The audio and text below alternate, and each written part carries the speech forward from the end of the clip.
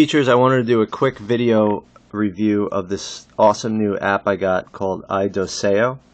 I'm someone who's always losing notebooks and misplacing papers and notes, and I'm just bad with paper. So being this iPad cost me so much money, I don't plan on misplacing it.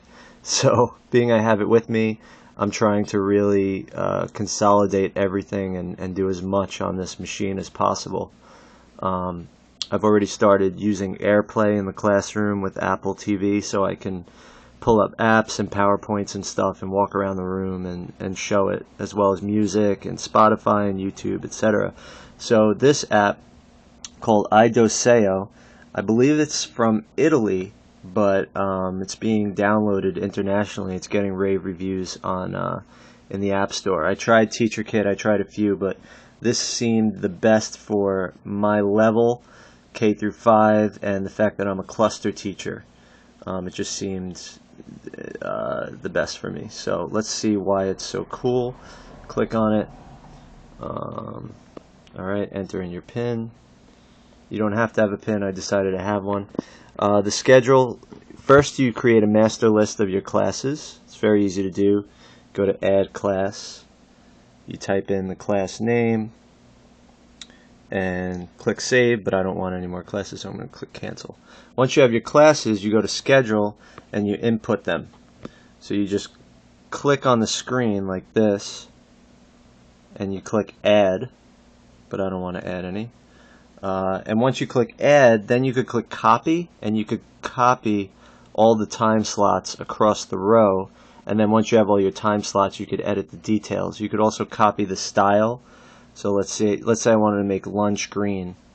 I can go copy style, paste style. Let's say I want to undo that. Oh, no undo button on the screen. So I'm going to change that. I'm going to copy the style back from the red, put it back on here. Okay, so it's very easy to input that data. I'll just show you what the input looks like. So the title, the time, and then you choose which class you want. Okay. Now, it is in European military time, but you can edit it on the actual bubble to be in American time, but I haven't figured out a way to change that, but no big deal. You know, I can just look at the bubbles, and that'll help me learn, be a more worldly individual anyway, if I could get that. You could back up everything to Dropbox. I have it backed up. So settings, Dropbox account link, very easy to do. It's grade types. You can pick your grade type. I don't even need that. My grading system is pretty simple as a music teacher.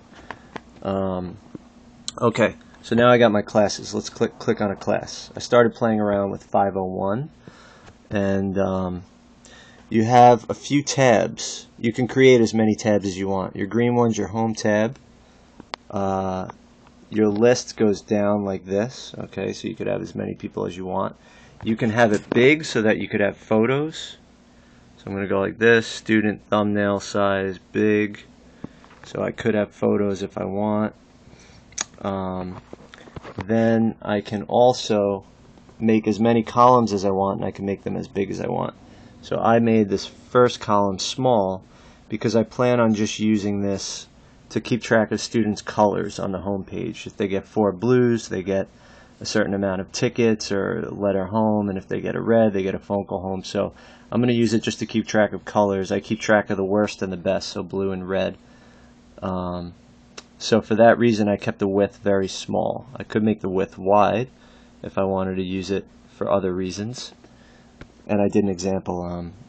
So I did red, phone call home, rude comments to Sue. But I decided I'm not going to do comments on the home page. So I'm going to delete these comments.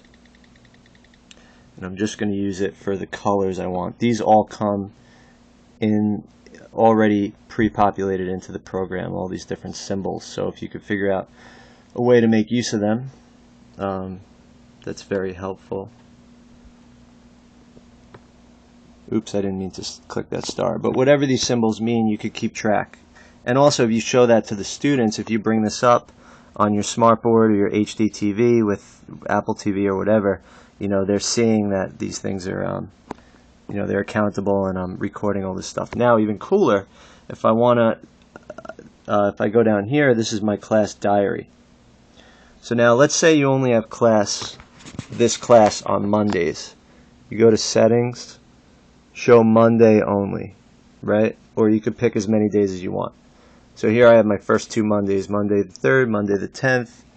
I took some notes, go over homework. John called Sue fat, whatever happens. You could keep all your lesson plans in here. You could export them to Dropbox. Here's how you export to Dropbox. Or any program. So if I export to, just say like text, you choose the dates that you want to export your diary from.